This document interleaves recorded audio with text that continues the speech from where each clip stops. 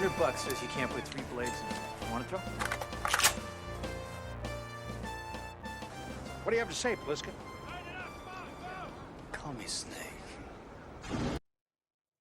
Welcome to The Good, the Bad, and the Sequel. This is the movie podcast where we're talking sequels, and we do it in 2 parts. The first, an interview with an actor, someone involved that made the film worth watching, and the second, a discussion of the sequel, what they got right, what they got wrong, and how it could have been better. Really hope you enjoyed the interview that we had attached with this one. Peter Jason, legendary character actor, worked with everyone from John Wayne, Spielberg, of course, his good buddy Stuart Pankin, John Carpenter. Man, so many. The guy's credits are just unbelievable. And so funny, so many people, out of all the movies they've seen him in, Brewster's Millions. That was the one that people said the most, which I agree with that too. But yeah, so I hope you checked out the movie that Stuart and Peter worked on, Deep in the Forest. Video on demand, May 31st. Came out a few weeks back. So yeah, check it out. Support them because they supported us by taking the time to chat with us. And man, woof. Escape from LA. You know what? I thought I've seen this movie. I've only seen the trailer, I think, as a kid, maybe at like the video store. And I think it's maybe from my first time I ever say this because Jamie, he's nodding, looking at me right now. Try to find something I love in every movie. Like they're my children, 70 plus sequels we covered, probably 80 now. And they're like our children, man. This kid I cannot love. I'm not going to say anymore. There's always one in every family. There's always one in every family. This is it. But I don't want to say too much more. I have to introduce you to my partner in the sequel watching journey, Jamie Riccardi. Jamie, how are you? Well, I wish I had a chance to escape watching this movie because, there are some movies, and I get it, they're made a long time ago, but they still they still hold up. This movie does not hold up at all. And I didn't see this movie the first time. I think I was like you. I watched the trailer, but man, like this looks like it's the cheapest movie. I believe it was like a $50 million budget or something like that, which I'm amazed at because the special effects are horrendous. The story is basically the same story as the first movie in a way. It's just, Before I bring on our action sequel expert, I have to say the one little like behind the scene tidbit. Again, no matter what, a movie can have hokey special effects, but it could still be a good movie. This movie, there's no redeeming qualities. There's some cool lines, I guess, and some characters that I sort of enjoyed.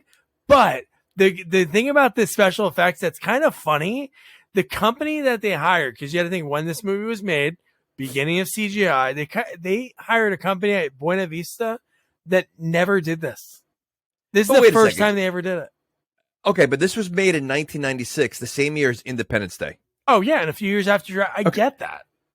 Okay. So to say that it's the beginning of CGI, I don't buy. I don't. No, what I'm saying is doesn't hold water. They got convinced by somebody at Buena Vista that, hey, we can do this. I can totally paint. Well, that's a different story. That's basically what happened. Because I don't think John Carpenter would have hired like guys that didn't know what they were doing because look could happen to it. But I just before you go, I looked up what action movies came out that year. You're talking about Independence Day, The Rock, The Eraser, and Mission Impossible. Wow. And this. So you're talking about like the child that you don't like? I mean, if you're an action fan, this movie Eraser has a great alligator crocodile scene that looks like legit. Yeah. Wow. All right. So let's bring on, if you're watching this on video, you can see our action sequel expert, Andrew Powers, just like Snake Plissken himself. Just call me Susie. You're like the Carrot Top of movie review for our live audience or whatever. Because I mean, you are able to dress the part every time. Oh, this whole thing! I just threw this on from my closet. So that wig is yours? Yeah. Yeah. He grew it out. He grew it out just for us. He's a method reviewer. He's a method reviewer, man. So this is like number 6 for Andrew. I was trying to think of all of them. Obviously, Death Wish 3, Under Siege 2, Mechanic 2, Best of the Best 2. Yeah. Another Death Wish, right? He did 2 Death Wishes. Oh, Death Wish 4. Which one? And then Escape from LA, which is a 2. So pretty much mostly 2s, except Death Wish 3 and 4. He's our go-to guy for number 2s. Was this your first did you see this movie before? No, this is my first venture into the escape movies.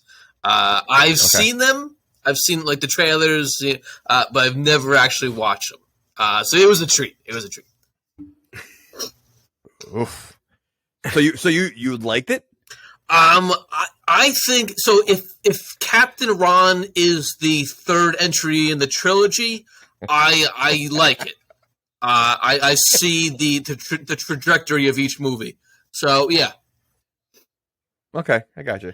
I can see where they got the Batman voice though, like today's Batman voice. Yeah. He has the Batman voice the whole movie, which I was irritated by his voice the entire movie. But I will say, Escape from LA is the Death Wish 3 of the franchise. Because I mean, if you go Escape from New York, right? Escape from New York was scary. It was, Carpenter was really throwing like the zombies out there and stuff, and Loomis is the president. It was intense. This is just plain fun bullshit, right? This is just shoot 'em up. Nothing makes sense. It's nothing makes sense. You know what? I partially agree with you. I would say the part I don't agree was fun, but I agree that it was bullshit. So yeah. So no, so we'll get into it, but the thing, just the whole story of this, I hate when you get to the end of the movie and basically the whole reason for the movie happening is not real. And we'll get into that at the end, but I hate when movies do that. Like when you watch a movie and you're like, wow, this is a great part of the story. It's like, actually, that never really happened. And you're like, what? This whole movie I just watched thinking this is like the reason. But doesn't this happen? I mean, I saw the first one a long time ago, and there's a lot of similarities to this movie. Oh, it's the same, pretty much the same. That's why it bombed. And another reason it bombed, and I don't agree, they said there's too much violence. I know there's like shooting and stuff, but I'm like, it's kind of tame for a Carpenter movie. Like, his other movies, like think of like The Fog and like obviously the Halloween movies, there's usually more violence. But 2 things I gotta say before we dive in. One of the references they made in the whole movie a lot was Cleveland. Like, oh, Cleveland, man, we got caught in Cleveland. I'm like, all right, Cleveland sounds like it might have been a better movie, Escape from Cleveland, because everybody tries to leave Cleveland anyway. And one thing that I read that was mind blowing was, remember Ghost of Mars? Yeah. So that movie was originally a script that was already written that was Escape from Mars with Pliskin, and all they did was do a little bit of rewrites and change the main character's name. Yeah. I mean, I you know what? Honestly, and I love these 90s and 80s action movies. I don't even think the action was that good. Like it really, like it was not a good, like, and any chance of having a good action scene, they threw in a bunch of dumb crap that went with it, and it kind of ruined it, like the hang gliding and all that kind of stuff. Like to me, it's like it. First of all, there's a lot of sports kind of stuff going on in this movie. Okay, well, we can't talk about. Well, let's not even really mention the one scene. I have that clip for later, so we can really talk about that. All right. And I was thinking it'd be really cool if we can get people to listen to go to the local parks and reenact that, because I'm gonna do it. Well, I have a little just trivia about that part. We'll get there. Nothing major, but like something he did. I don't know if you know. Like no. All right, we'll get there. When we get there. So let's just dive right in. So this movie, given how we feel about it, the cast, they have great people in this movie. Like the Stacey Keach, which from talking to Peter, they're like longtime buddies now. They were on Mike Hammer for a season together. And you even get like Peter Jason right in the beginning of the movie, like when Snake lands. I wish I can go back and ask him about that, because he told so many awesome stories. But his little, like, to start the movie was, well, after we get the dumb intro of 1998, lots of crime happening, 12.6 earthquake. I'm like, exposition out the wazoo that we're getting all of this stuff that happens, and everybody that's bad has to go to LA. Well, not really bad though, because they like, you know, when they talk about who goes to LA, they talk about like immigrants and like almost like poor people. They don't mention killers. They don't mention like thieves. They mention like regular people. Yeah. You know, and I feel like, okay, so it's a $50 million budget. The earthquake scenes look like someone was shaking a camera. That's what it looked like. It was the worst earthquake. Really, it looked like the camera was shaking. The only thing I have to say is my favorite, the only great graphics that were in the movie, and they weren't even graphics, they did like a third scale model, was when they showed the building, not the building shatter. It was the big, like, the highways, those highways in LA, the big loops. When they broke, I was like, holy crap, that is good. I thought that was CGI. I'm like, man, the CGI is going to be awesome. But then I watched the behind the scenes, and they made like a third scale model. It looked like a toy car. It looked like a toy car going around. That's what it was. It was a model, right? It was a model. That's what, it was horrendous. Like, and just to let you know, there's something at the end of the movie that I couldn't believe they left in there. Oh, okay. Yeah. Oh my gosh. So, so then Andrew, we get Commander Malloy. That's paid by, because now it's 2013. They talk about LA is like impossible to escape, which is it like, I don't know. When they showed where the island was, it didn't look that far to land. Like, it literally, like, I know it's separated, but it definitely was swimmable. It was, if you're trying to escape. Compared to the first movie, because the first movie, they had guards on the wall. I think the very first sequence of the first movie, like they bombed someone who was escaping on a mattress, right? This one, I mean, we didn't see any kind of security on there. Weird. It was weird. I mean, even when he reached shore, right, and he reached that cool guy. Everyone had guns, and he's like, "Oh, I'm just passing by," and they let him walk through. Yeah, I said that. I go, the guy's like standing there with a gun in his face. Goes, we don't want you on our island, something like that. He goes, I'm walking through. Okay, like there really wasn't much to it at all. And Peter Fonda. So Peter Fonda is in this movie as a surfer. Isn't he? Didn't he win like an Oscar for this movie? I think so. Oh yeah. Yeah, for this one. Well, not for this movie. But he probably won for like on Golden Pond or something. Like, he's a big time actor. What is he doing in this movie? Like, as a surfer. Who is following Snake Plissken? Like, creeper really. So when they get there, I played it in the intro when Peter Jason has the great, if you're not going to be part of this, what else are you going to do if you're not going to fall in line? He goes, what do you got to say for yourself? He says, a Pliskin. And he's like, call me Snake. And I'm like, call me Snake. Well, I wrote this. They said that the island is for the undesirable and unfit. Yeah. Right. So does undesirable also mean like ugly people? If you've committed a mortal crime, I'd say ugliness might be a moral crime against America. Yeah. Okay. All right. So all the ugly people go. See, now I can get behind that. Yeah, that's why they have the Surgeon General to, shape up the face or ship out. Get rid of them. Surgeon General.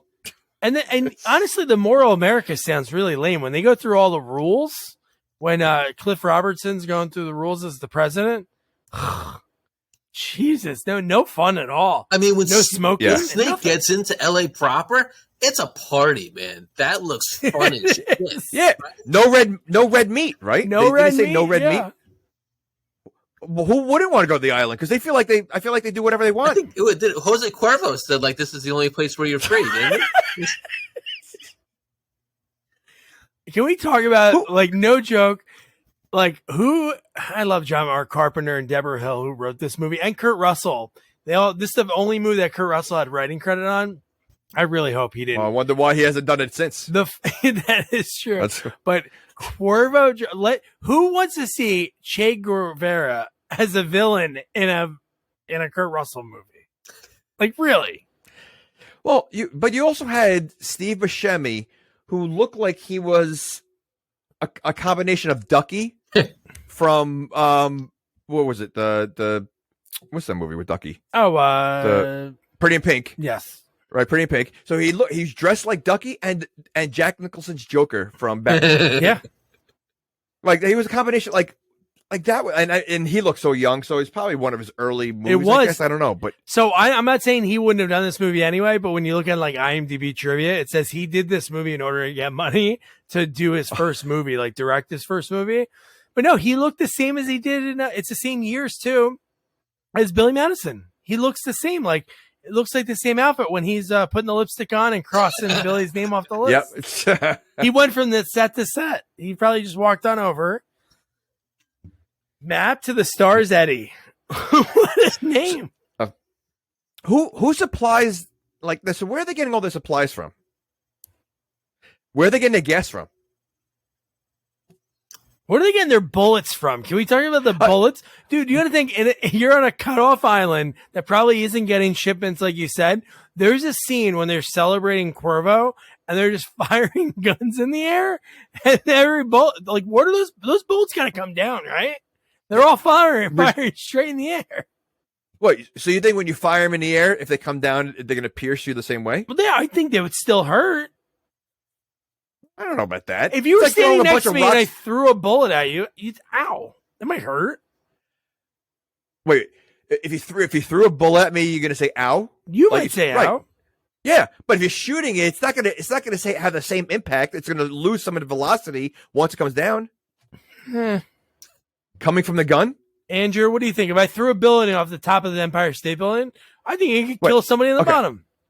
Now you go into the Empire State Building. We're just talking about throwing it up in the air. Or No, standing I'm in a talking about circle. them firing the gun in the air. Okay, but at a certain point, it's gonna slow down, and then it's gonna come down. And it's going to go fast coming down. Not as fast as If coming there's out of any the gun. scientists listening at Sequels Only, tell us about shooting bullets in the air. Really, I want to know. I need to figure this out. So then we get the whole story of the plot of this movie. Again, it's the same as the first one, but then you get what's her name from wasn't she on My So-Called Life? AJ Langer. What movie was she in, like in her teens? She looked familiar. I think she was on looked My familiar. So-Called Life. She's on one of those shows. But anyway, her name's Utopia. Fun fact, Kate Hudson auditioned for this role, didn't get it. But Kurt Russell... Wait. Yeah. Kurt Russell wrote the movie, and he couldn't get his daughter a job in here? His stepdaughter. Yeah, no, I know. Oh, so, okay. Okay. But his So son, if it was but his his daughter, son- then he could have. but his son's in this movie. His actual son with Goldie Hawn is so then extra in a scene. Okay, so there you go. So if you're blood, he'll get you a movie. But if you're stepchild, I can't help you. No halfies. Halfies take a step. No. Okay. But the fact All right. that AJ No Langer, Utopia, was able to hijack Air Force 3 in a pink suit, how could the president's daughter get access by herself to go in and she can fly the plane? Why is her name Utopia? Well, I think your dad, that's what he wants for the future. Again, this is only 2013. So this is 9 years in the past that we live in. Okay, so I was going to say, we're a little behind then. Yes. Because if we're in 2022 and that's 2013, they had high expectations. Yeah. And we failed everywhere. So, They're getting almost run by a guy, Jose Cuervo Jones, who has a pet pigeon like Bert on Sesame Street. And somehow he's running the biggest gang in LA. And how about his car? Can we talk about his car? It has every like doll head. Well, I like Steve. Okay. Okay. So he has that. Steve Buscemi has a car that shoots darts. How are they making this on this island? Where are they getting any kind of way to make these high tech stuff? That is true.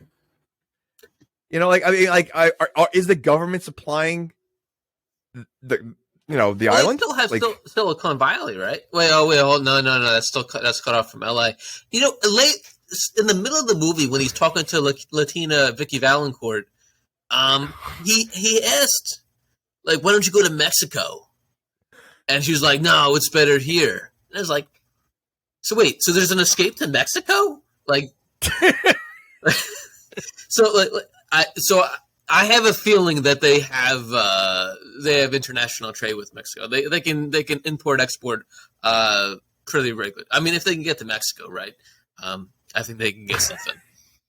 Well, so what's the time frame from the earthquake that separated the island to where the movie starts? 15 years.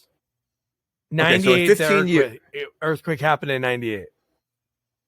Okay. And in 15 years, that's what happened? So it went from a normal society to that? Chaos. Absolutely. I love that you Complete called chaos. her Latina Vicky Valancourt. I was thinking not Elvira. The Oh, fact that okay. the girl from Hot Shots is in a role Oh, yeah. like this, that I can't take her seriously. And she has such a strong Italian accent. And a terrible wig. But she has an Elvira wig on. She's Joan Jett. She looks like Joan Joan Jett, yeah. But she's a Muslim from South Dakota. Right. She's a Muslim from South Dakota who has an Italian accent. It's ridiculous. Oh, yeah. So then we get the whole plot of this movie. Like, yeah, it's sort of like the first one. They want Snake to go get this black box that was in Air Force 3 that has, what does it have? Does it have, is that the black box that's the nuclear football? Because that's what he's going to do with it later in the movie when he thinks that he has it, the president. So I'm guessing that's what it is. But the fact that they're like, we're going to put a virus in you, and then if you go get the black box, we'll give you the antidote. I'm like already snoring at the plot of this movie. Yeah, I mean, and the first time he comes on scene, it's not even like dramatic. I wasn't into it. I really wasn't. And the fact that like they gave him this outfit to wear, and I question this, his boots, right? He looked like he had like these long galoshes, like rain boots. Like if you're dropping him off somewhere where he's going to be combat and run, wouldn't you give him like something that's a little bit more comfortable? Like that looks like you barely can move. They were like knee highs. They were give him some like boots. Nikes, some cross trainers. He's gonna move. Okay, but even if it was work boots, like these were galoshes. These were knee-high galoshes. Ridiculous. So I'm going to tell you right now, the only parts of the movie I really liked were involving the holograms. Because it was really funny when he got the guns and they were showing him everything. And when he goes to shoot them and they're the holograms. No, that was later. What was he? What did he do the first time? No. Because he went to shoot them because he said, so are you the ones that are going to be giving me the antidote? And they said no. And that's when he started shooting them. Before that, though, I think he went to jump on it. He went to like choke them out. That's what it was. Yeah, he went to choke them out. Yeah, they were in the other room. Yeah. The next time when he shot at them, it was blanks. They were actually in the room, and they gave him blanks. They said the first magazine's blanks, and I'm like, oh my, that was funny as hell to me. But how quick could he put the other round in there? Oh my God. Jesus Christ. And would you want to be the guys that are waiting for him down below the sub when they were putting him in? Because he just shot these people and they said, all right, you know what? Now the next round is the real gunfire. What's going to stop you from shooting them? Would that have been like a real Naked Gun joke? Like he switches them and they're like, it's actually the third magazine. That is real bull. And he keeps like changing them. But the fact that he had to get into this one-man submarine in order to get there, like there was no other way. It's the government. They couldn't like bring him in like a different way. Well, was that strange, or is it strange the fact that he knew his way around that underwater disaster zone that had like it had a sunken town, and he's never been there. He's never been there. He knew exactly where to go, and he was going full speed. So he was able to go underneath concrete around signs to go exactly where he needed to go. And not to mention, he's never driven a submarine before either. No. I love that he did go past. I did like in this movie, the ruins of LA, the things you saw, like the Hollywood Bowl, he went past in there. even when he first gets there, it's the Chinese theater is all like shattered. And then later on, there's a cool part in the movie that has like cool behind the scenes we'll talk about. But yeah, man, like, and the fact that the president basically says like, I don't want my daughter back, kill her. Like, that's what this guy wants for, jeez. Like, well, I wasn't sure he was serious about that until later on. Oh my God. But yeah. So yeah. What if he wasn't serious and it was just like kill her, And then he killed her. He's like, you son of a bitch. I didn't mean that. You think I wanted my own daughter dead? Ridiculous. There was a lot of points in this where you were wondering if it was making fun of itself. Was Carpenter really just like fucking around? Wait, you mean when the submarine went by a big shark that looked like an animatronic shark that was on like a ride? I love that. Like it literally just like didn't even swim. It just like popped out like to grab him, and then the submarine went right past him. And then he landed. He parked on the cliff, and then that's what we talked about earlier with Peter Fonda and the other surfers. And Stacy Keach calls him and he says, "How's everything going?" And the submarine falls off into the water, and so he's like SOL now, stuck there. And then he's just walking down Mulholland Drive. That was cool, like seeing the desolate areas. That was just for like the way. Whenever they do that in any movies, like in I Am Legend, when you saw Times Square, like with grass and lions, that was pretty cool. Yeah, but when he met Peter Fonda, he kind of pulled a Scooby-Doo because Peter Fonda was following him. Snake was ahead of him, and then somehow Snake ended up behind him and popped up behind him. And so I don't know how he did that. Magic. Snake magic. Yeah. Well, he's a snake. He's slithering. He goes in. Maybe he really turns into a snake. That's his thing. Is that his first name, Snake? Well, I mean, I don't remember the first movie, so like I don't know. Yeah, it was like Bob or something. It was terrible. So Bob wasn't tough enough, so he had to go Snake. Well, Bob's not a tough name. So Bob's not tough.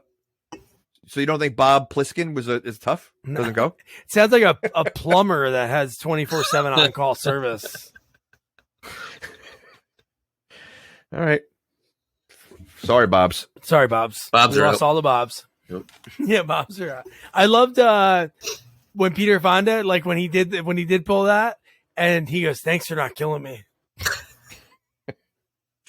You know, I didn't realize it was Peter Fonda at first. I knew I recognized him, and I just couldn't get it. And then when I saw the credits, I'm like, "That was again." This is an Academy Award winner playing a surfer dude in a horrible movie. Like, well, Buscemi, did Buscemi ever win? Not that early in his career. I mean, I don't know if he's ever won. I mean, when was Reservoir Dogs? Before this. Okay. Right around this. So yeah. okay, so he went. So he played a great role. I mean, he was only a side role there, but he was awesome in that movie. Yeah. This movie he was a little annoying. He was, but like, he was what he is in some movies, you know. No, he is, but who's he working for? Oh, I feel like he was like everybody trusted him, but he was working everybody. Yeah, all he did was it was a map to the stars with no map. It was a video, it was an audio recording on the smallest little disc. It was like, yeah. Why would they want that? Why would you want technology that you could lose like that? That's so Which tiny. is the exact same disc that the government uses. Yes. For nuclear bomb, like weapons or whatever, or the same black box. Yeah. Same exact ones. And like they only have one. Like so they only make one. So if they ever lose it, like what if they lost it? Like before it even started, like before the movie started, they they asked Stacy Keach, can you bring the? Oh, you know what? I can't find it. I can't find my keys and the black box. All right. Go get Snake. Goes that, pretend to put a virus in him and make him go on this stupid mission. I would assume the government would have more than one. A spare. You gotta have a spare. The dealership gives you a spare, just like the government should have a spare, a backup disc or something. Okay. All right. So Snake's and walk. I always say Snake pulled Raiders of the Lost Ark in this scene. Oh, what did he do? With the guy with the knife. The guy who's gonna throw the knife at him. Oh, Wasn't this like the coming up and then he just turns around and shoots him? Well, yeah, he shoots with Carradine, Robert Carradine from That was Robert Carradine. Revenge of the Neighbors. He's a skinhead. Hey, can you throw the knife in? How can you get these 3 knives in him? And then he shot him in the alleyway like 5 minutes, like not even 5 minutes later. Right as the guy was about to throw it at him. Yep. Oh, wait, that was Robert Carradine? Yeah. Wait, the bald guy. Yeah, he plays a skinhead that gets shot. That's amazing. Yeah. I didn't even, you know what? I didn't even realize that was him. That's great. He's not Gilbert, right? Gilbert's Anthony. No, Gilbert is the Anthony Edwards. Yeah, so I can never think of his name in that movie. It's Lewis and Gilbert. Oh, Lewis. Okay, yeah. Well, I know the song. So Lewis and Gilbert. Tadashi. So then we see, like, just before he gets there, I love the Chinese theater I mentioned, and Capitol Records. Shout out to Audio Andy if he's listening. Capitol Records destroyed. And how about, did you notice the one stripper that had a dildo hat? It was like a Viking helmet, like we noticed in Mannequin 2. That was like a rubber Viking helmet, which wasn't even during Viking times. This movie, there was a stripper with like, and I'm like, it was dildos on her helmet. I don't remember that. Did she have him in the same place as the horns for a Viking helmet? Yes. So she had 2 of them? But they weren't pointing up, so maybe they weren't excited. I don't know. You. Oh, man. So then we get, this is what 2013, 9 years ago, from where we're at in 2022. Everything's broken, garbage can fires everywhere, hookers. This is essentially Jason Takes Manhattan, but 2013. Everything's on fire. When he's in that alleyway, every garbage can's on fire. Well, is there electricity on the was there electricity? Oh, I don't think there was. Oh, I guess the whole not. movie looks like it's at nighttime, the entire movie. They shot this entire movie at night. No day shots. Okay, well, 70 nights they shot. Oh, that had to be rough. But see, it makes sense though, because the entire movie was dark. Yeah. So I wonder if there's electricity. So that's why they have all the fires. Yeah. But where are they getting the mattress from?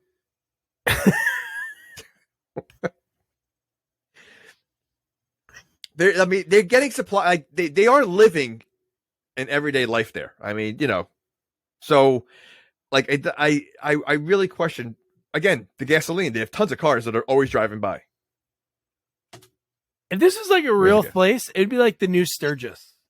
Like you would get like the bikers, Hells Angels, all these like big time biker gangs. They'd be like, screw you, North Dakota. I'm not going to go to you anymore. I'm going to go to this place because everyone had a motorcycle in this movie. Well, we did see the cars in like that first sequence, and then obviously mapped to Eddie's car that shoots shoots. But it's mostly like ton of motorcycles. I got to a point where I was almost thinking like a Mad Max kind of look. Yeah. Like, because so I'm thinking, all right, but I don't know. Even like the chase. I mean, I don't know if we're close to the chase yet. Are they close to the car chase? The motorcycle chase? Yeah. So this is very close. This is right after. So right in the next scene is when we see Cuervo again, and he has the president's daughter, and he has the disco ball on his. I forgot to mention the disco ball that he has in the trunk of his car. So is that an El Camino he has? Because it has like that hatchback back, like the little bed on it. It looked like it. The doll heads. Well, yeah. What's the point of the doll heads? I don't know. Like, what is that supposed to be scary? Like, I mean, like this is the guy that everybody's afraid of.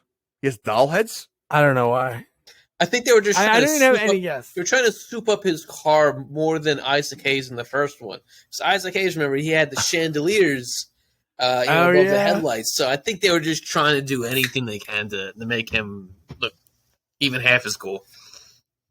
so they even copied that from the first movie. Oh, the whole thing, yeah, almost the whole thing. The whole movie. Because even like the Pam Grier part is kind of copied. Not her whole part, but like wasn't there someone that he used to work with in the first movie that he had to meet in like an underground something? Snake. Yeah, no, I know you heard me. Yeah. I watched the movie when I interviewed Joe Alves because he was a production designer. I watched it, and that was like the first time I watched it in a long time. No, I think he did, but yeah, I mean, it's definitely repetitive story. That's why I think this one was riffing off the first one. I thought the intention of this movie was to make fun of the first one, and that's how I approached it the whole time. And that's why I thought it was fun because everyone knew who Snake was. He had to sneak into L.A., but everyone knows who he is. Yeah. And I mean, the outfit they gave him, he had like a cape, looked like a big cape. He had slickers. He had like a yeah, ridiculous. But but you know what though? But this movie was made how long after the first movie? 15 years? Yeah, about 13, 14. Okay, yeah. So you would think think about Rambo, right? Between Rambo 3 and then that newer Rambo that he made, it was a long time in between, and he upped the game. There's no up in the game in this movie. In fact, I think it went backwards. Yeah. I feel like everything went people that love the first movie probably were so excited to see it. I'd be curious what opening weekend was, but I'm sure word of mouth just destroyed it. Yeah. Well, if the movie only did 25 of the 50 million budget, I'm sure that maybe the first weekend did really well, and then it just tapered off fast. Well, he made, I think, like 10 million for the movie. Huh. So, I mean, but yeah, it's okay. So back to the chase scene. So he's on the motorcycle. Now he's getting shot at all over the place. How's he not get anything near him? No, the one thing that gets him was the rock and the rope that goes around his head. That's the only thing. How is that possible? Like that he can't dodge, which is coming at pretty slow at him, but every bullet he's able to dodge. Yeah. And the special effects, the only one that even though it looks bad now looking at it, when he did that jump off the ramp and he landed in the bed just before that, watching it, you could see where the bike was basically they froze the frame and moved it for him to land. I'm like, wow, maybe then this looked good, because all the movies we think about, I don't remember any of the CGI being involved with things like that. It was more I don't know in Terminator 2 Judgment Day, the CGI, if it's ever the cars or if it really is just Robert Patrick and Arnold, if there's any other kind of CGI, if there's cars wise, but I don't remember any movies that use cars and made them move like that. You know what? When did Terminator 2 come out? 92 or 3. So this movie came out 4 or 5 years after that. Yeah. Wow. Okay. Oof. Well, back then it was all about using the right company. There's so many of those CGI movies that came out, or even big name movies, that they look good for then, but it didn't stay with because technology. Okay, so you're telling me Carpenter's going to go with an unknown company, because clearly they never did anything like this, which is crazy. So I mean, John, trust me, I know we can do it. Yeah, you'll do it? Holy shit, he said yes. The only thing is that we have to do CGI. What's CGI? I don't know, but let's look it up. Yeah, of course we can do it, John. But that's the way it looks, because there's some of the parts of this movie again, and it costs a lot. Even though Kurt made 10 million, still that's still a lot of a budget for a movie that got shot pretty quick. She got shot over 3 months, so it's really not so it must have been the CG, or they didn't use a lot of money for it. I don't know. I'm surprised it took that long to shoot it. For a movie like this, I mean, even the lines in the movie, it's not a lot of dialogue. No. Right? I mean, it's and it's just there's no story, there's no dialogue. It's just basically the same set used over and over again.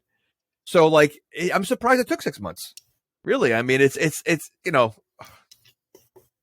I don't know. This is I really wanted to like this movie. Yeah, me too. I'm starting to get angry the more we talk about it, because I wasted 2 hours of my time, an hour 40 minutes of my time watching it. How about when Snake when he gets knocked off by the medieval weapon that Jose Cuervo Jones uses, and then it's just him surrounded by 7 or 8 guys, and he says, "Let's do Bangkok rules." And in my head, I'm just like, all right, these guys know who Snake is. They know it's in his name. He's a snake. Yep. Why would they follow this dumb rule of throwing a can in the air and when the can lands, that's when you shoot.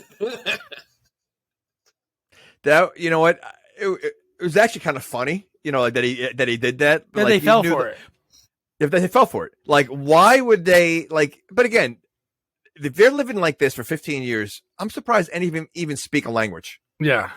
You know, they're probably a bunch of like they probably all bark and like a bunch of animals out there. So it's like, you know, they probably didn't even understand a word he was saying. That's true. But the fact that they spread out before he explained it all, they spread out from each other because they knew. Because they knew. Yeah.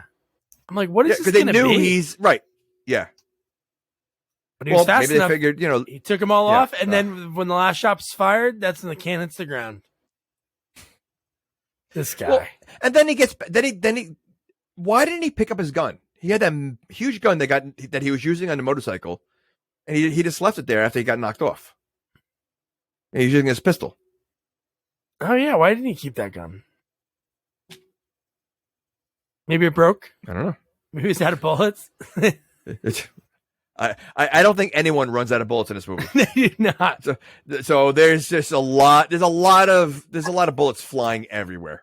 The neighbors who lived by this, they were pissed at Carpenter for firing actual like blanks.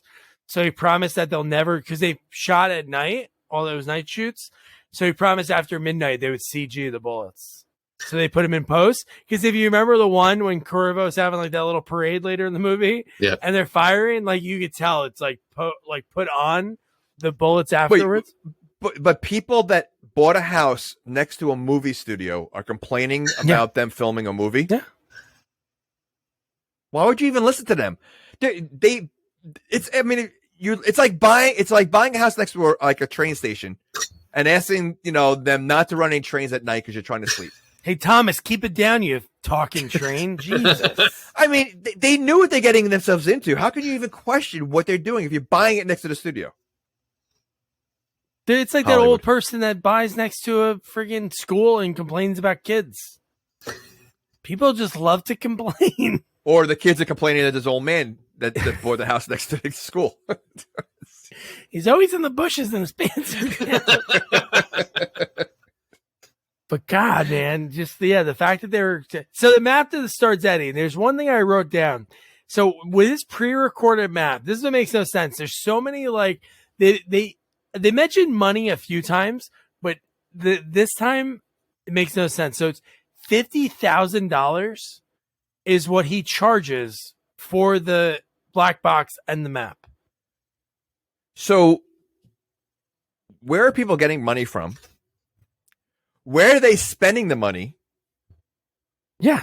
And like, what are they doing with the money? Because clearly it's a free for all. So that made no sense when he said that. Yeah. And where's he getting people? Maybe that's why he doesn't charge so much. Because if he hits one customer, he hits his year quota. Because who's traveling to there? It's not like you can travel in and out of the third world, like, you know, the unmoral land. It's not like they're going to let you go there and visit and come back. But where are they getting money from? Where are they making money? Where are they, you know, are people working? Like, do people have jobs there? Like, is there a time clock that people are checking in and like somebody's got to light the garbage can fire, so they're going to light themselves. Yeah, that really made no sense. No, that's actually a good question though, because I mean, so those a little bit later, those surgeries, right?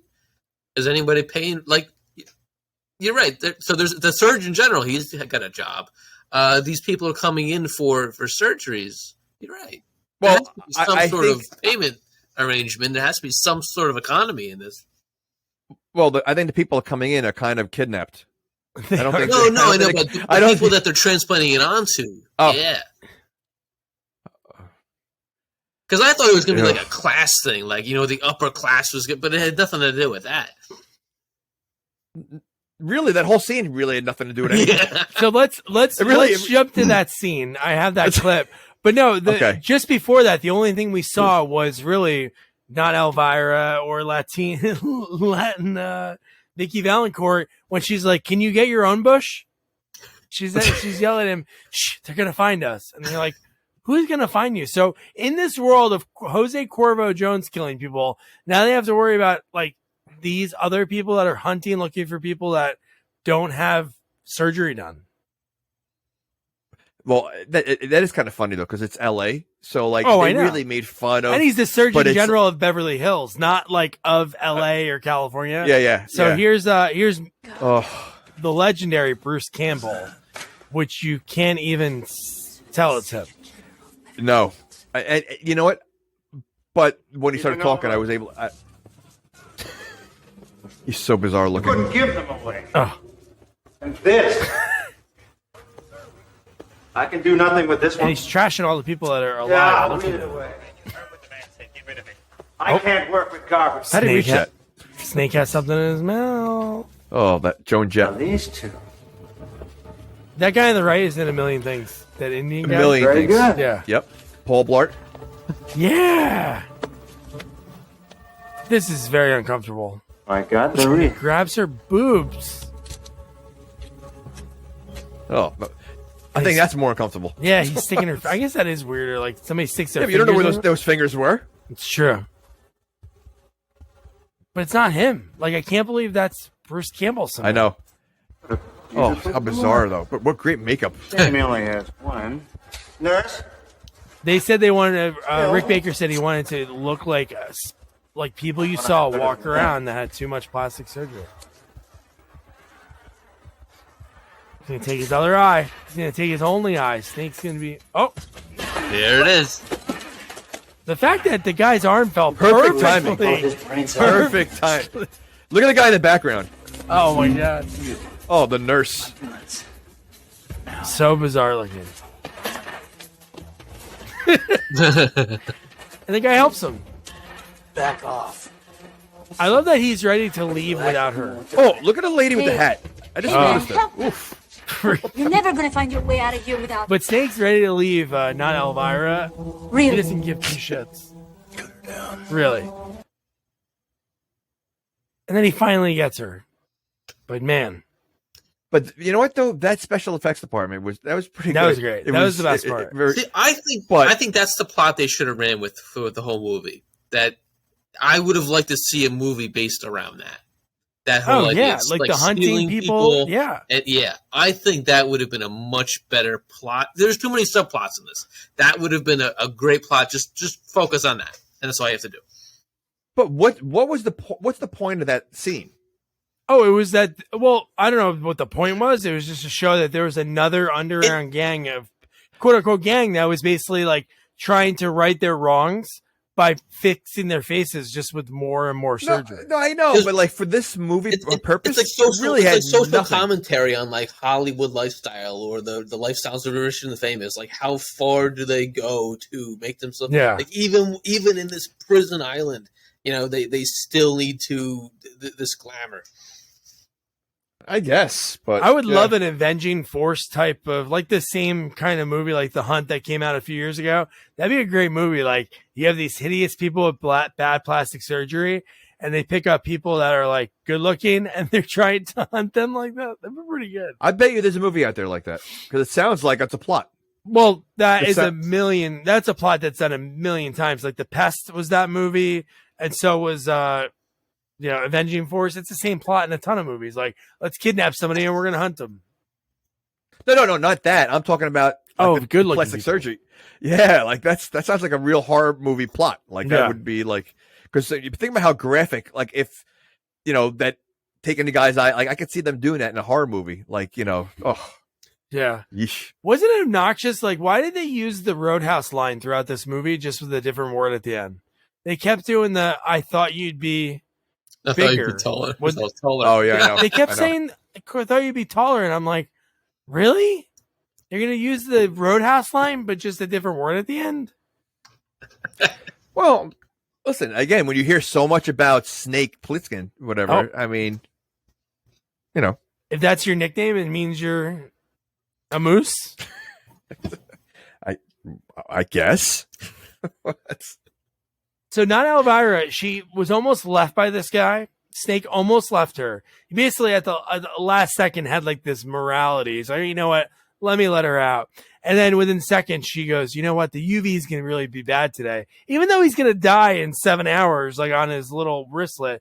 Come stay with me. My boyfriend and I broke up tonight. All right. And then he's thinking about it. And then what happens? She gets murdered. Within seconds. Like, Yeah. I forget what was her line. I forget what her line was. She said something like, you know, place is- you get used to it. Yeah, you get used to it. Or, Yeah. yeah, something like that. Yeah. Once you figure this place out, you know, it's not so bad. And then she gets shot 2 seconds later. Oh my Yeah. God. And the person that killed her was, they were in the car from Greece. The guy with the pot face who looks like a 45-year-old senior. That's the same car, and it's the same spot from the race scene at the end of Greece. That valley, that same does Greece take place in California or Los Angeles? well, that scene does, the racing scene. It does. Yeah. Well, then the whole movie takes They place use there. that same thing from Judgment Day and a million But I'm saying, does the movie Grease though take place in Los Angeles? Rydell High? I don't think so. It seems like it is. Is it in the same universe? Maybe it's the same guy. Never know. You know what? I think we got something going. I think we got something on here. Listen, you know what? He wouldn't need that guy with the pocket in his face. I don't think he'd need any makeup. He would fit perfectly in his role. He would. He was a. I mean, I don't like to say it for too many people, but he was ugly. He was ugly, but his girl was See, hot. and he would be Cha-Cha. Cha-Cha was, man. I looked her up. But- I think she passed away like 10 years ago, but she was in something like 20 years ago, and she looked the same. I'm sure. Well, she's another one that looked like she was in her 30s, and she's at a high school prom. I'll take know. it. But you know, we said they take the undesirable. Well, that guy is definitely an undesirable. So perfect. Maybe he was the leader of all that because he was undesirable and he was a Cha-Cha. So maybe he was only really with Cha-Cha to kidnap her. And to maybe take her you know what? Not skin. for nothing. The nurse looked a little like Cha-Cha that had the plastic surgery. Yeah, because she had like bushy hair like Cha-Cha. So maybe this. You know what? I think we got something this going. might be in the same. This might be in the same. But when I saw the car, the fact that it was the same car with the flames, the colors were a little different, but on the same track, the same exact thing. Yeah. Unreal. And then, so Map of the Star Eddie comes and he saves him, sort of. But then he's a snake. Sort of. He's Snake. He's the real snake. Oh, he's in this movie, he's a snake. The dart to his chest. He should have been called Snake. The car dart. Hey, let me just let me change the station, and then you get a dart to your chest. I feel like Snake trusted him way too much in this movie. Yeah, he screwed him so many times, and he kept trusting so him. many times. Yeah. Like you would think he would learn, and he doesn't. Well, he does learn later. That's a really funny scene when I didn't see that. Yeah. Did they show us as the audience what he did? No, right? We'll get to it later. No, he did. Oh, we did. I think see he it? did. I think so. He dropped. Oh, okay. Yeah. But I mean, you know, like it took him 15 times for this guy to trick him. That basically almost killed him multiple times. Yeah. To like finally learn how to trust him or not trust him. Yeah, I don't know. So I think this is at the point that the president is like, is Snake, you know, he hasn't answered, like, what should we do with him? And I think this is even maybe the first of many times that the president is ready to run, this Cliff Robertson. And Keach says, don't count him out. And then we get USC. Okay. So, so they, first of all, they captured, at this point, they have Snake, right? So their torture is a treadmill? and how is it running? Because I haven't seen electricity in that whole. Oh, I think there might have been. I think there might have been lights at USC. There definitely were. Had to be lights somewhere. Okay. But the first thing I thought before we get to the scene, after the scene came on, which I have the clip, I was like, oh, I remember this. But before that, didn't you feel like everybody was like watching, like, because I think the Olympics were there in 96 and like not too. Oh, no, 96 at Atlanta. Was 92 LA or 88? One, not too far off. But in my head, I'm like, is this like the gang Olympics? Before you see the basketball court, you see like gang members like fighting each other in practice. And the one gang guy, what else was he in? He's another guy that's in a million things. The bald guy with the goatee. Yep. He was in a million things too. I should have looked him up. Well, there's definitely one cameo later on of a guy that's in all a those million guys, movies. I know. All those guys are from Big Trouble in Little China. Yeah. Yeah, so I know. Cool that he used all those guys. But yeah, I know you're talking about. But Al, it's great. Al Young, the fact that he was in this movie, and yeah. And he's the same thing. He's just always in the background. He does one little thing in every movie. The best. The best. So the basketball scene, which I couldn't play the whole thing, but I had to play this. Well, before, okay, go ahead. The rules. Oh, you know who else he looks like? Not Raul Julia. Yes. Basketball. Two hoops. Full court. 10 seconds What? on clock. Miss a shot, you get shot. He says I like two how they have a hoops, microphone. right? Before you shoot, you get shot. Well, 2 points one for on a each basket. end. No 3-point bullshit. But he shoots more than All you that. gotta do is make 10 points. That's it. What do you mean? 10 No, he has points two is baskets. 5. No, it's more than that because 10 By the points way, is 5 shots if they're all 2 Nobody's pointers. ever walked off that court alive. So the rules are so convoluted, they make no sense. By the way, he practiced basketball as much as he could. He made all these shots. What? He made all the shots, even the full court shot.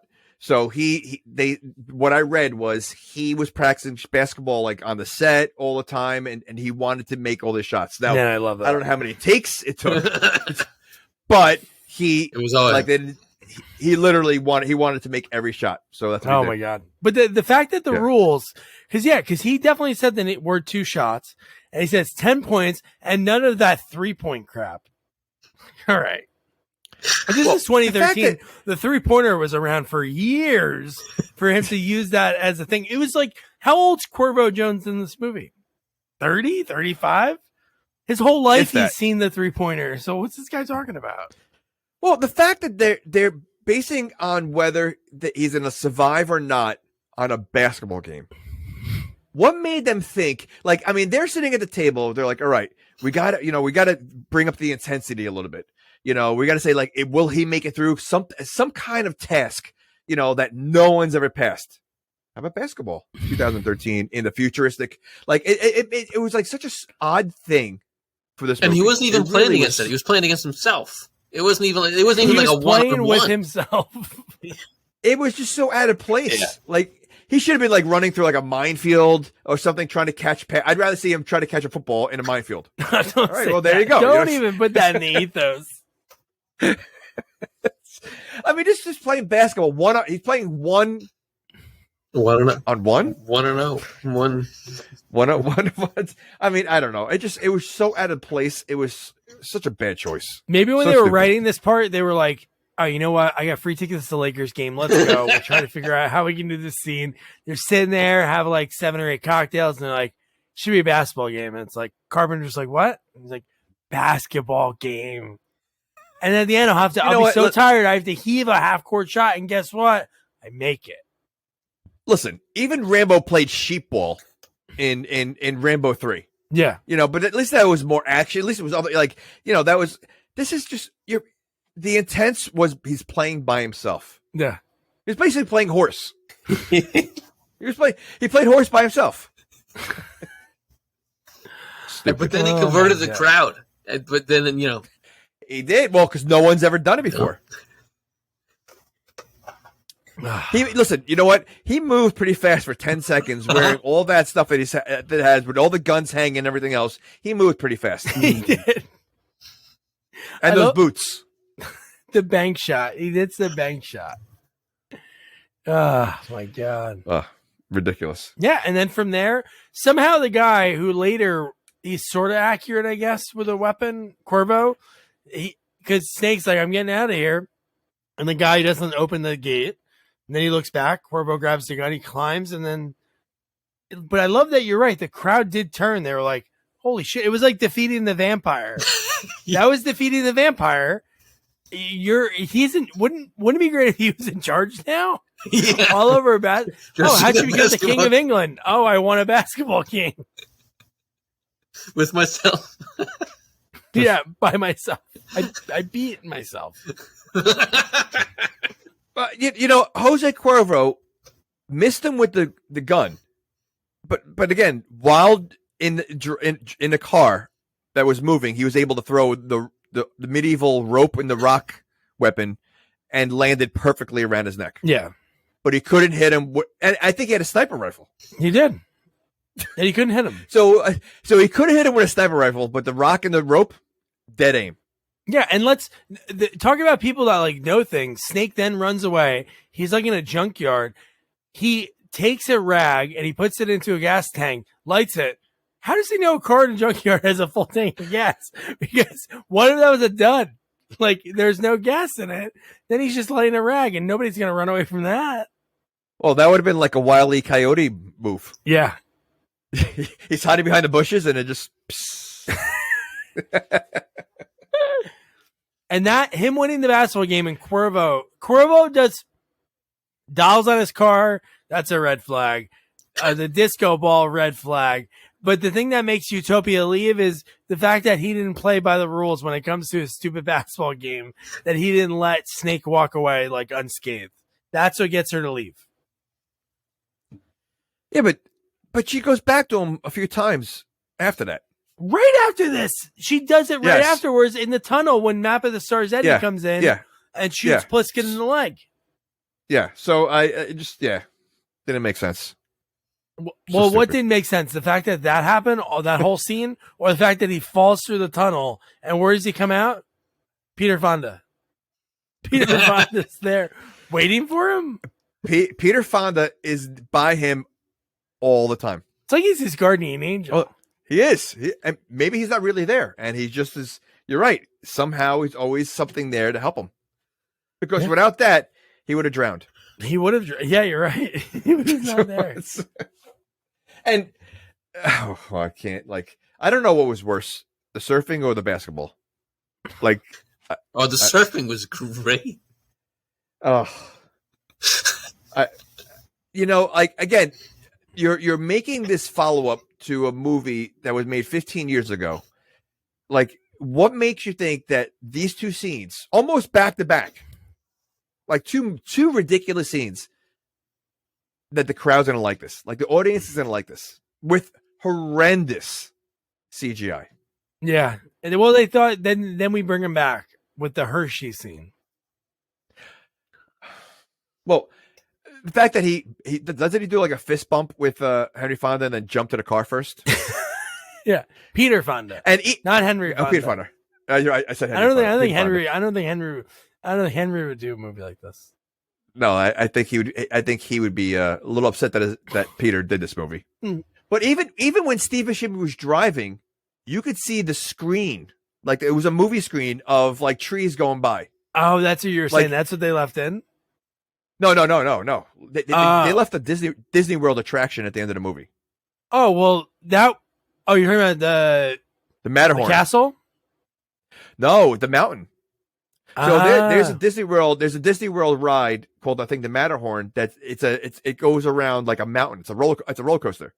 Well, when at the end of the movie, you actually see the roller coaster around the mountain at the end of the movie. Oh, you know what that set was? Because that's so funny because they wouldn't let Disneyland wouldn't let them use any of that stuff. So that whole set was actually a set that was from Back to the Future, like that whole town square, and even so I don't remember that in Back to the Future. Maybe it was a scene that was cut, but there was like an amusement park scene, I think, that was supposed to happen in Back to the Future. And even that, like, Mickey's castle, like Cinderella's castle, that was like some other thing. I forget the name of it. It was in here somewhere, but yeah. Oh, wow. And that was was great that was Cuervo's like lair. Yeah. That is funny. But yeah, Hershey. So Happy Kingdom was the name of it. Like the fake one that they used in the movie. Why do they have to use Kingdom? I don't know. What, they're trying to fool us? Like, trying to say, it's not Magic Kingdom, it's Happy Kingdom. But you know what? I got to tell you, the Hershey, like, I was kind of confused of what, because, I recognized her at first, but the voice was throwing me off so much that I'm like, how are they doing this? Because, was she not, was it someone else's voice? Yeah, that was somebody else's voice. But do you know how Hershey's spelled? She. So Hershey. Oh my goodness. And I love that That's whole amazing. when he notices that it's her and he's just like Carjack Malone. Remember Carjack Malone? And we were working with Texas Mike O'Shea. Like what?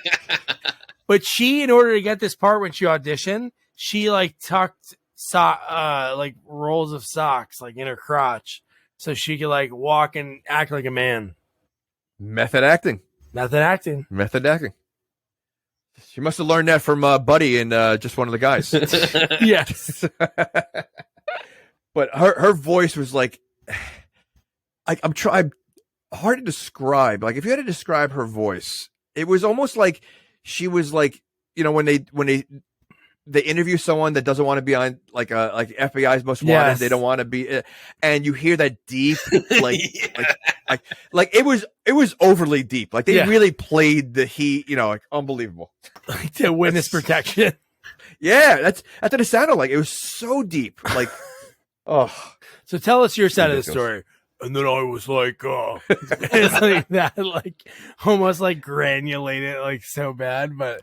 So does that guy does he get credits in the movie? Whoever supplied the voice? I would think so. The voice person, yeah, whoever that is. So is that his voice for all the FBI interviews? Because he sounded just like them. They have to use something different. They have to tweak it even more. Maybe turn into Mickey Mouse or something like that. But God. Ugh. So then Al Young is one of the henchmen. Again, they reference Cleveland. So Cleveland must have been something fun. So okay, so who is Hershey in this world? Well, it's Carjack Malone. No, I know who Hershey is. I'm talking about her gang. Who is she compared to Jose Cuervo? Is it just another gang? A new gang? Because I think she is from Cleveland. So I guess that was something that Snake ran into in Cleveland. But I did like that the fact that, again, money thrown around. So $50,000 was to buy Map of to the Stars Eddie's stupid recording map, which still makes no sense. Who could you imagine having a GPS that had to read you everything? It was like, why would I want this? You want a map, you want to see where the people live, not hear where it is and then try to interpret it. But so he convinces Hershey by saying $1 million. And then he's like, I don't want any of that money. I got $5 million right over there. But these are bluebacks. I'm like, again, money really has no value there. No value, but that's a little kid line. Okay, they're usually greenbacks. Let's say bluebacks. Okay, they're backed by bluebacks. Ridiculous. Yeah, no, it makes zero sense. Really. And then what makes even more no sense? The rest of this movie makes zero sense compared to the. So when we talked about this earlier, Cuervo shows up, his gang is firing all the guns, and then they have all this. Why the hell is the government landing in this futuristic helicopter? Why are they choosing to land in this field? Yeah, in this war zone. Which, by the way, the rest of the movie, this is something else I read, took place in real time. The last 20 minutes, something like that, was real time. But yeah, so yeah, why would they land right there? Which seemed very futuristic. Yeah, that helicopter it actually looked pretty cool when you saw it open up later. When you saw that when they were in it, that was that was cool. They got that right. That's where all the budget went. That was $10 million just to nail that. But the fact that the guys were surprised too. He's like, "Hey, they're coming at us." It's like, why wouldn't they? When you were flying overhead, you saw that they were firing every goddamn bolt that they had. Oh, and again, these guys can't shoot anyway because they didn't hit them once. Because when they have turned around, if they noticed the bullets were hitting them, maybe they ran out of bullets and didn't realize it. Because they've been shooting for how how many days does this movie take place? Oh, he had what? He had No, he a only day, has like right? No, not even like 9 10 hours Okay. or something, right? Yeah. 9 oh, 9 hours. yeah. Okay, okay. That would have been another Well, let me like tell you, Leslie It, Nielsen. it felt bit. it felt like it felt like I was watching it for a few days. Yeah. That's how long the movie like. So Yeah. No, it definitely did. So then you get at the same point, the president, who's like, again, total chicken shit, he's getting ready to leave because Cuba is going to invade Miami. And then he just wants to hide and like pray and try to figure it out. Again, you don't even know, like, do they not have any other military?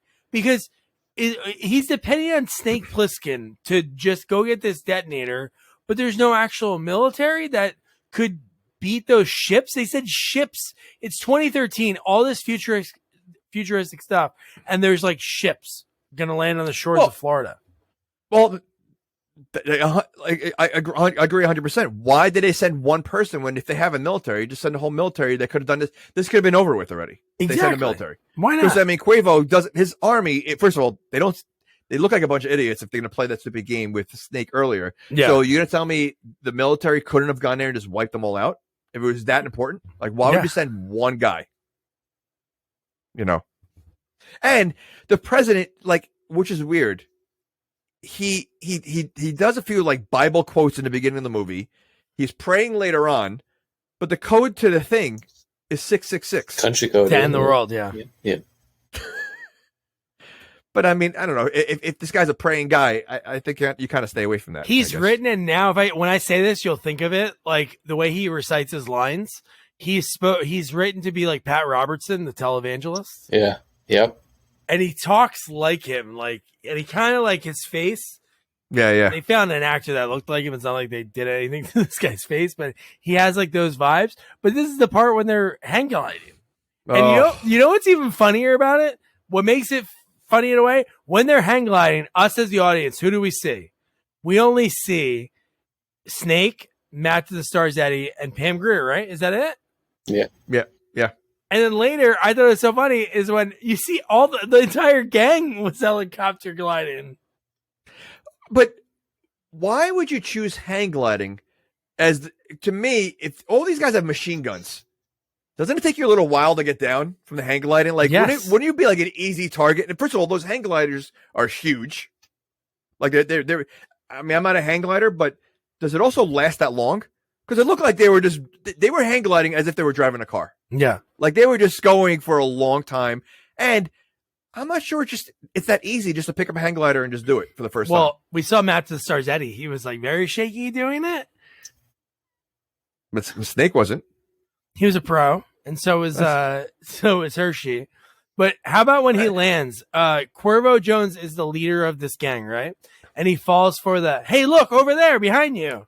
And then he hands the black box, and he takes it. So Matt to the Stars Eddie has it for like a few seconds, and he makes a switch. Yeah.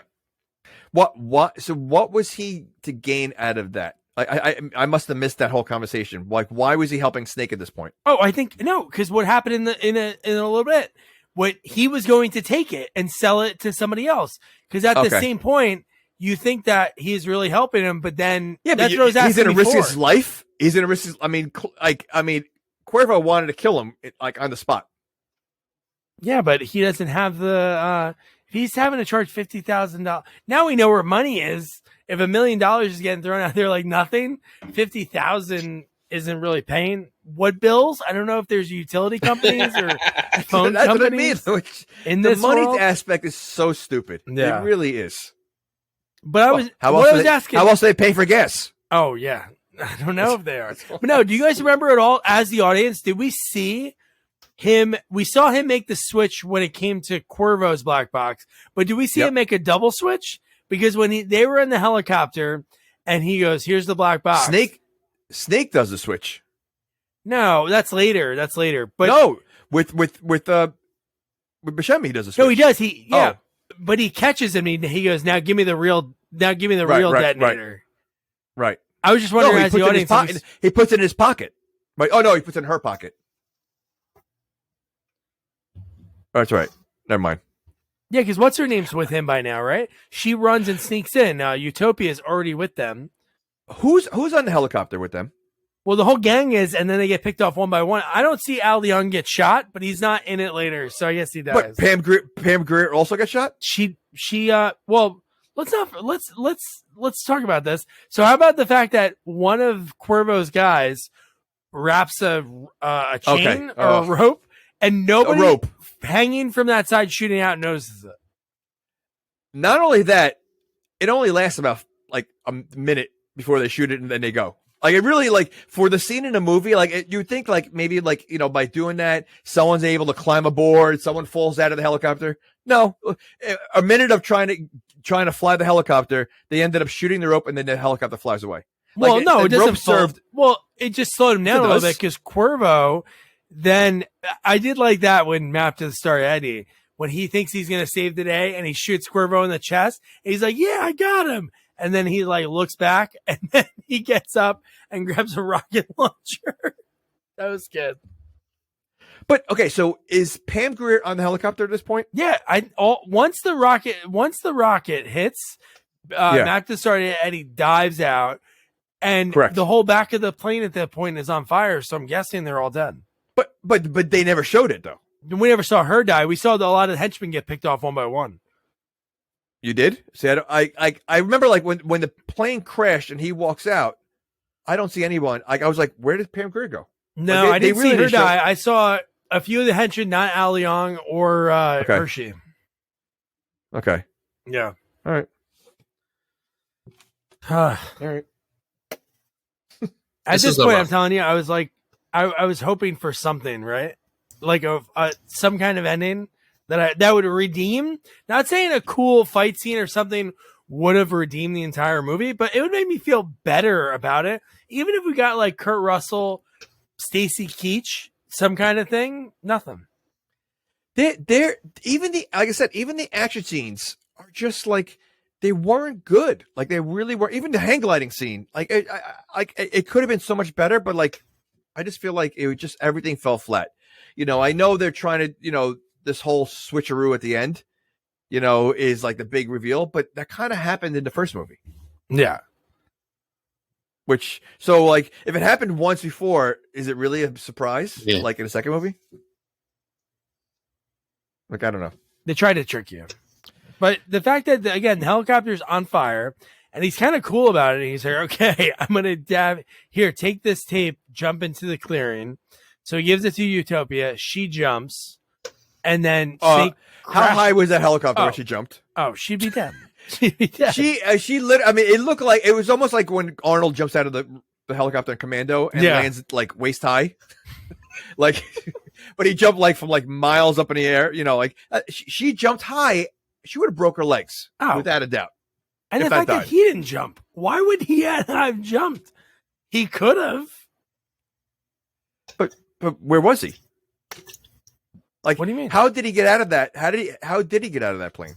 Oh, how did he? I guess he just walked out. That could have been something too. And I'm like, oh man, maybe they're gonna do like he's dead, and everybody's like, oh, Snake's dead, and then he arrives. No, he just walked right out. There was no of that. Like I don't know. Nothing. Yeah, I know. Oh, I don't know.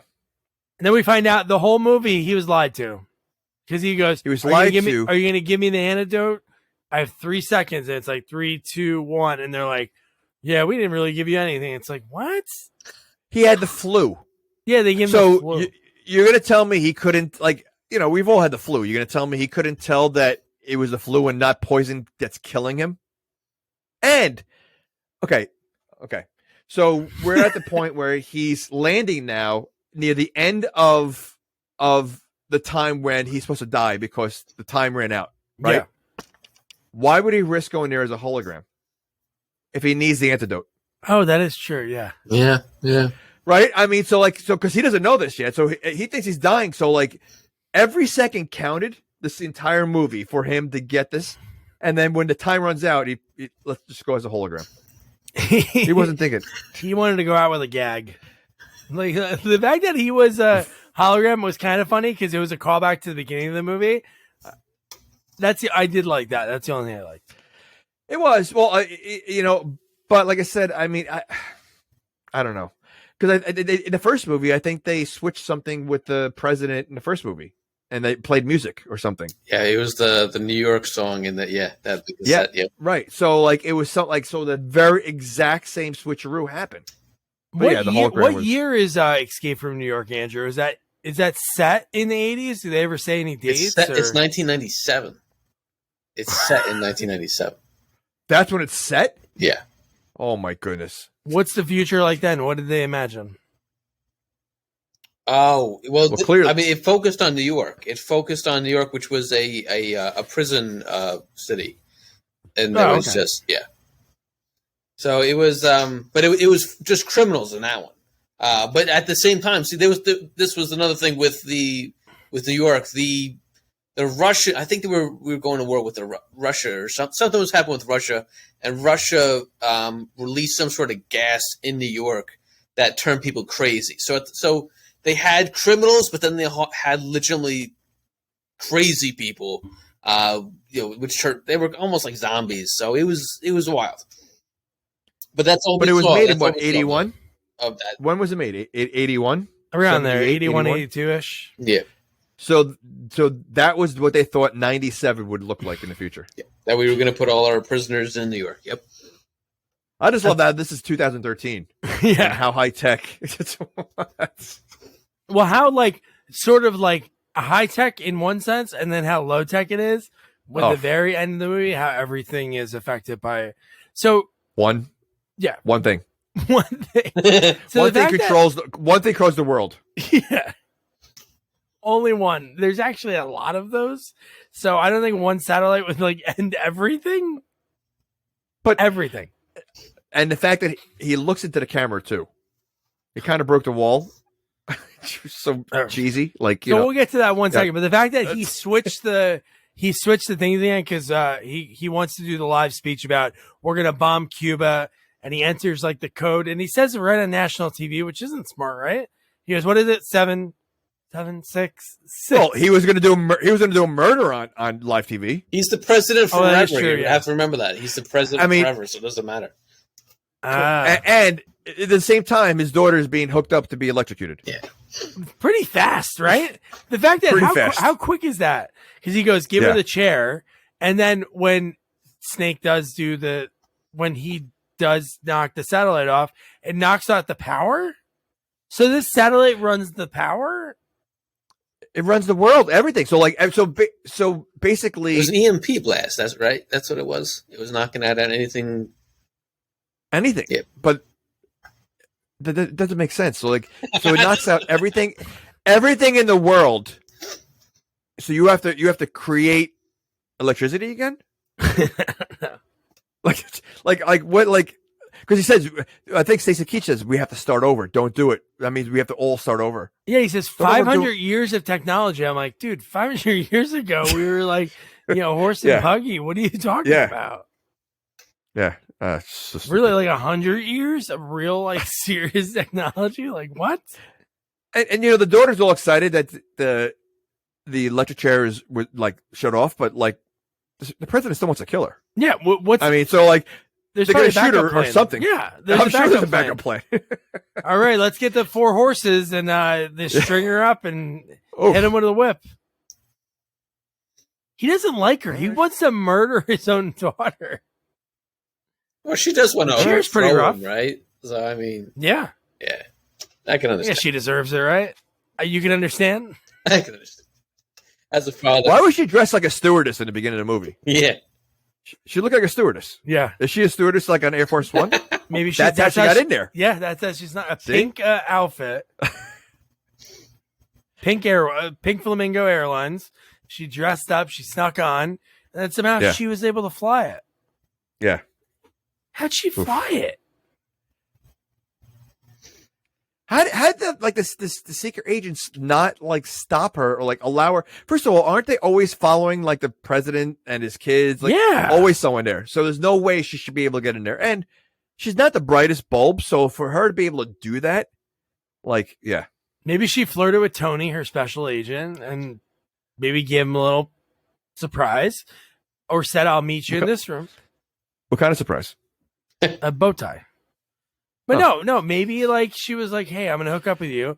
Go meet me in this room," and then she was like, "I'm not gonna go there." Puts the old chair behind the door and then sneaks in. But the fact that she flew like a ginormous plane, that's like, Snake did. He doesn't look like a guy that would surf, and he surfed the biggest wave. He surfed a tsunami. He does, yeah. Okay, and he doesn't look like he's ever tried a surfboard ever. And let's not forget, like, nothing against people that wear an eye patch or have one eye, but your depth perception and your coordination is way off. Like Andrew has been wearing an eye patch, and I guarantee that's probably not too comfortable. And you know what? I read something else about this. So he had some eye patches that actually were see-through. Yeah, because he was getting headaches from wearing the eye patch all the time. Yeah. So yeah, I don't think one person with an eye patch would be like able to surf or fly a helicopter. Shit! Here we go. And that really does look like a filter, though. That's really a good eye patch. That CGI, you know what? That looks like better CGI than was in the movie. Yeah.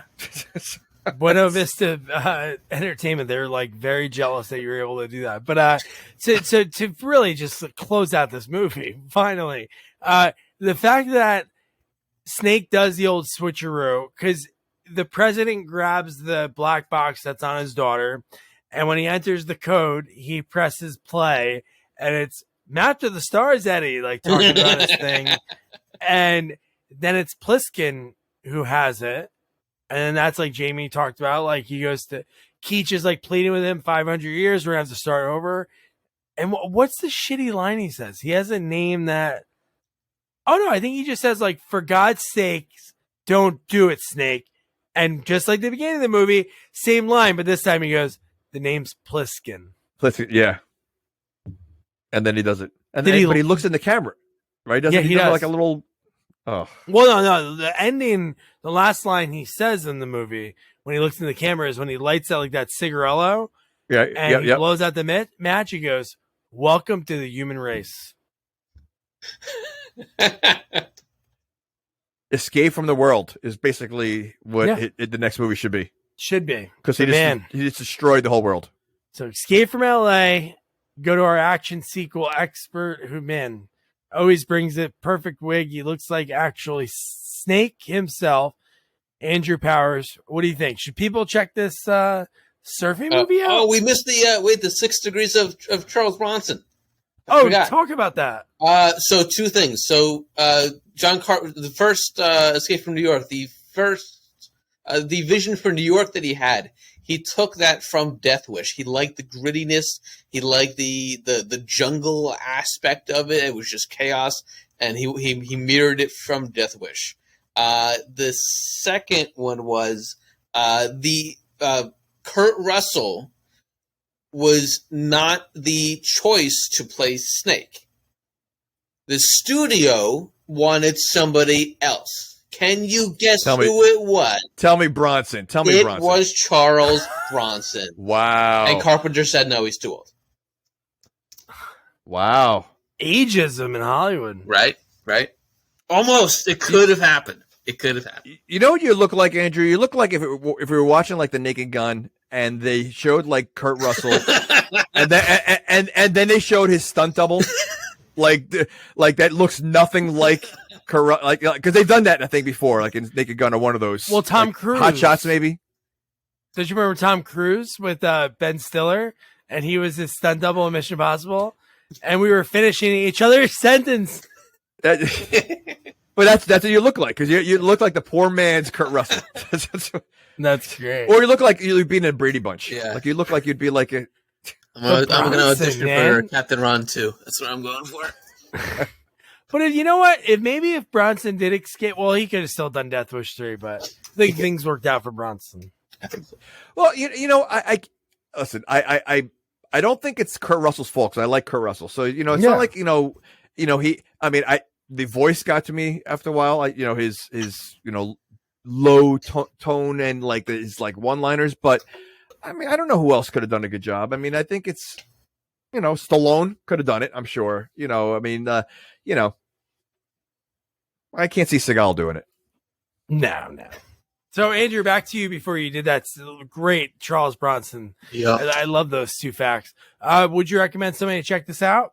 If you can watch it on like the ×2 ×3 fast forward, sure. I think a quick watch through it would be enjoyable, but to sit through the full hour and 40 minutes at real time might be tough.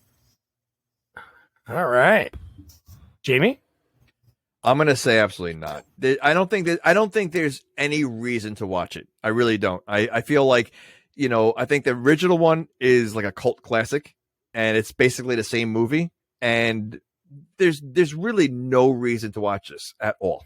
I don't think it's a waste of anyone's time to watch it. There's no reason. So no, I would say no.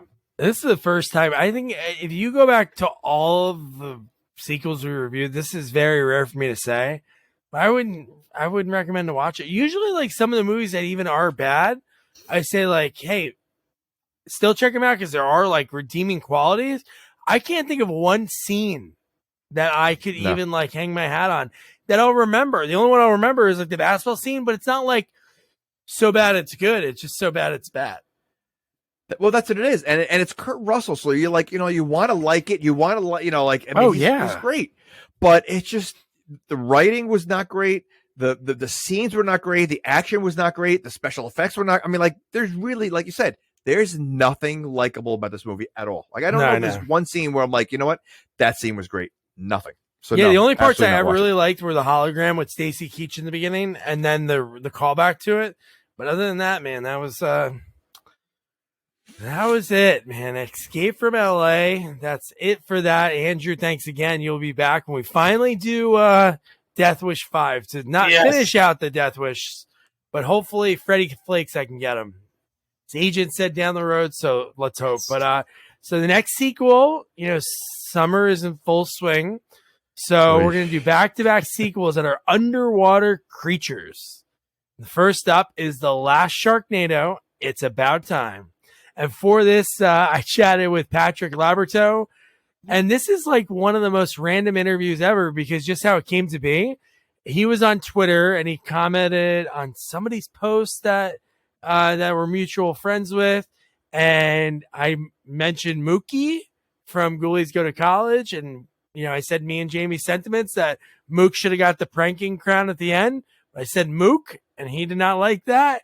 He said it's Mookie. And he said basically like our podcast name, but we left off sequel at the end. And so, yeah, we connected with it. I said, hey, let's do this interview. I think it was like scheduled within like 30 minutes by email.